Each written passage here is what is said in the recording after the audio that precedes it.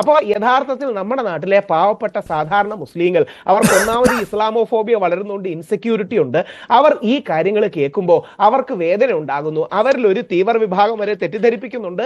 ഈ വേദനയിൽ നിന്ന് അവർ ഡിഫൻസ് എടുക്കുകയാണ്. ഈ വേദനയിൽ നിന്നും വിഷമത്തിൽ നിന്നും എങ്ങനെങ്കിലും രണ്ട് കാര്യമാണ് നമ്മളിവിടെ പറഞ്ഞത്. മുസ്ലിങ്ങളെ കുറിച്ചല്ല, ജിഹാദികളെ കുറിച്ചാണ് പറഞ്ഞത്. ജിഹാദികളെ കുറിച്ച് പറയുമ്പോൾ എന്തിനാണ് ഈ മുസ്ലിങ്ങൾക്ക് വേദനിക്കുന്നു എന്ന് പറയുന്നത്? ജിഹാദികളെ കുറിച്ച് പറയുമ്പോൾ മുസ്ലിങ്ങൾക്ക് വേദനിക്കുന്നുണ്ടെങ്കിൽ വേദനിക്കാൻ പാടില്ല എന്ന് പറഞ്ഞു കൊടുക്കേണ്ട ആളുകളാണ് നമ്മൾ. ഇവിടെ സംഘികൾക്കെതിരെ പറയുമ്പോൾ ഹിന്ദുക്കൾക്ക് വേദനിക്കുന്നുണ്ടെന്ന് ആരും ഇവിടെ പറയാറില്ലല്ലോ. അത് വിചാരിച്ചിട്ട് അതങ്ങനെ പറയരുതെന്ന് ആരും ഇവിടെ പറയാറില്ലല്ലോ. എന്തിനാ ഇത്തരത്തിലുള്ള ഇരട്ടത്താപ്പ് എന്നാണ് ഞാൻ ചോദിക്കുന്നത്. ജിഹാദികളെ പറയേണ്ടടുത്ത് ജിഹാദികളെ പറയണം. അവിടെ മുസ്ലിങ്ങൾക്ക് വേദനിക്കുമെന്ന് വിചാരിച്ച് മിണ്ടാണ്ടിരിക്കുന്ന ആ ഇരട്ടത്താപ്പിന് എന്നെ കിട്ടില്ല, ഒന്നാമത്തെ കാര്യം. പിന്നെ കാഫിറിനെ കൊല്ലണം എന്നുള്ള നിയമം ഉണ്ടെങ്കിൽ ഏതെങ്കിലും കാഫിറിനെ പിടിച്ച് കൊന്നാൽ പോരെ എന്നാണ് ചോദിച്ചത്. എന്ത് വാദമാണ് ഞാൻ ചോദിക്കുന്നത്? കാഫിറിനെ കൊല്ലാൻ ഒന്നാമത് പാകിസ്ഥാനിലെ കാഫിറിനെ കൊന്നുവന്ന് തീർന്നു കഴിഞ്ഞു. ഇനി ആകെ എണ്ണി പെറുക്കിയെടുക്കാൻ ആകെ 5-10 ഉള്ളൂ. അവിടുത്തെ നിരന്തരമായിട്ടുള്ളൊരു പ്രശ്നമാണ് ഈ പറയുന്ന മൈനോറിറ്റിക്കെതിരെയുള്ള പെർസിക്യൂഷൻ. അതിനെക്കുറിച്ച് ഒരു 2 വാക്ക് പറഞ്ഞ വളരെ നല്ല കാര്യമായിരിക്കും, പുണ്യം കിട്ടുന്ന കാര്യമായിരിക്കും. ഒന്നത്. ഇനി ഇവിടെ പറഞ്ഞ പ്രശ്നം, ഇതിൽ മതമുണ്ടോ? മതമുണ്ട്. ഗസ്വായ ഹിന്ദ് എന്ന് പറയുന്നത് മുഹമ്മദ് നബി പഠിപ്പിച്ച കാര്യമാണ്, ഹദീസിലുള്ള കാര്യമാണ്. രാഹുൽ ഈശ്വർ അത് കണ്ടിട്ടുണ്ടോ? ഇല്ലെങ്കിൽ പിന്നെ അത് ഞാൻ പറയട്ടെ അത് പറയാൻ പറ്റില്ല. ഞാൻ സംസാരിച്ചു കഴിഞ്ഞിട്ട് സംസാരിച്ചാൽ മതി. ഞാൻ സംസാരിച്ചു കഴിഞ്ഞിട്ട് ഒന്ന് ക്ഷമ കൈക്കൊള്ളൂ. അത് ഞാൻ സംസാരിച്ചു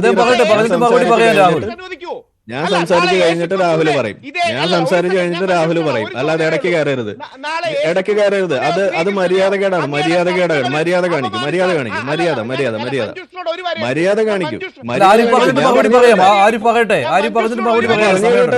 നിങ്ങളിതിനെ അസഹിഷ്ണുതയാവുന്നത് ഉള്ള കാര്യം പറയുമ്പോ കിടന്ന് തിളയ്ക്കുന്നതിനാണ്.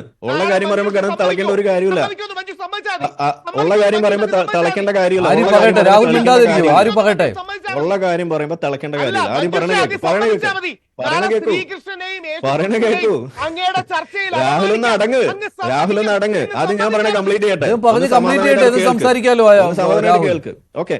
ഇത് ഒഴിഞ്ഞ ചെണ്ടയാകുമ്പോഴാണ് ഇതുപോലെ ഒച്ച ഉണ്ടാക്കേണ്ടി വരുന്നത്. നമുക്ക് അതിന്റെ ആവശ്യമില്ല. നമ്മൾ വളരെ ക്ലിയർ ആയിട്ട് പറയുന്ന കാര്യമാണ്. ഇവിടെ ഒരു പ്രസിഡന്റ് ഉണ്ട്. എന്താണ് ഇസ്ലാമിനെ ഇതുപോലെ മുന്നോട്ട് നയിക്കുന്നത്? ഇവിടെ ആഗോളതലത്തിൽ ഗ്ലോബൽ ടെറർ ഇൻഡെക്സ് വരുമ്പോൾ അതിനകത്ത് ടോപ്പ് ടെറർ ഇൻഡെക്സ് അതിന്റെ അറ്റാക്സിന്റെ കണക്കെടുത്തു കഴിഞ്ഞാൽ 20 ഇസ്ലാമിക് ടെറർ അറ്റാക്സ് ആണ്. ഇവിടെ ടോപ്പ് 10 അല്ലെങ്കിൽ ടോപ്പ് 50 ടെറർ ഓർഗനൈസേഷൻസ് ലിസ്റ്റ് എടുത്തു കഴിഞ്ഞാൽ അതിൽ 50ഉം 100ഉം അത് ഇസ്ലാമിക് ടെറർ ഓർഗനൈസേഷൻസ് തന്നെയാണ്. ഇവരെല്ലാവരും ഫോളോ ചെയ്യുന്നത് ഇസ്ലാമിന്റെ ഡോക്ട്രിൻസ് തന്നെയാണ്.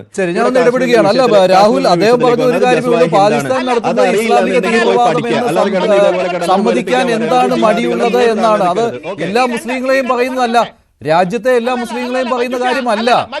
ഒരിക്കലും അങ്ങനെയല്ല പറയുന്നത്. അദ്ദേഹം അങ്ങനെ ഒരു അപമാനിക്കുന്ന രീതിയിലുള്ള ഒരു പദപ്രയോഗം നടത്തിയിട്ടേ ഇല്ല. അല്ലല്ല, എനിക്ക് ആരിഫിന്റെ നിലപാടല്ലോ. മഞ്ജുഷ് എന്ന ഹിന്ദുവായ മാധ്യമ പ്രവർത്തനോടാണ് ചോദ്യം. നാളെ പറയട്ടെ. ഇനി ഞാൻ മറുപടി പറയട്ടെ. അദ്ദേഹം പറഞ്ഞതിന് മറുപടി പറയൂ. താങ്കൾ ചോദ്യത്തിനുള്ള മറുപടി പറയൂ. ഞാനതിന്റെ മറുപടിയാണ്. നാളെ യേശു ക്രിസ്തുവിനെയും ശ്രീരാമനെയും ശ്രീകൃഷ്ണനെയും അങ്ങയുടെ ചർച്ചയിൽ പേരെടുത്ത് അപമാനിച്ചാൽ അങ്ങ് കേട്ടോണ്ടിരിക്കുമെന്ന് അപമാനിക്കാൻ ആരും അനുവദിക്കുകയില്ല. അപമാനിക്കാൻ ഒരിക്കലും രണ്ടുപേരുടെ മാത്രം കാര്യം എനിക്ക് പറയണ്ട. ഒരിക്കലും ഒരു മതത്തെയും അപമാനിക്കാൻ അനുവദിക്കില്ല. നബിയെ കുറിച്ച് പറഞ്ഞാൽ കേട്ടോണ്ടിരിക്കണം. അതാണ് ഇന്ത്യയുടെ ഇത് മനുസ്മൃതി കത്തിച്ച നാടാണ്. ഇവിടെ ഖുർആൻ കത്തിക്കേണ്ടി വന്ന കത്തിക്കണം. അതിനെ ഞാൻ പറയാം. ഓക്കെ, മനുസ്മൃതി കത്തിച്ചാൽ അവിടെ പോകില്ല, ഖുർആൻ കത്തിച്ചാൽ പോകും. അത് തന്നെ ഞാൻ പറഞ്ഞത്. അതാണ് ഇസ്ലാമിന്റെ ആ കോണം. അത് തന്നെയാണ് ഇസ്ലാമിന്റെ കോണം. മനുസ്മൃതി കത്തിച്ചാൽ ഇവിടെ ജയിലിൽ പോകില്ല. എല്ലാ വർഷവും മനുസ്മൃതി ദഹൻ ദിവസ് എന്ന് പറഞ്ഞിട്ട് ഇവിടെ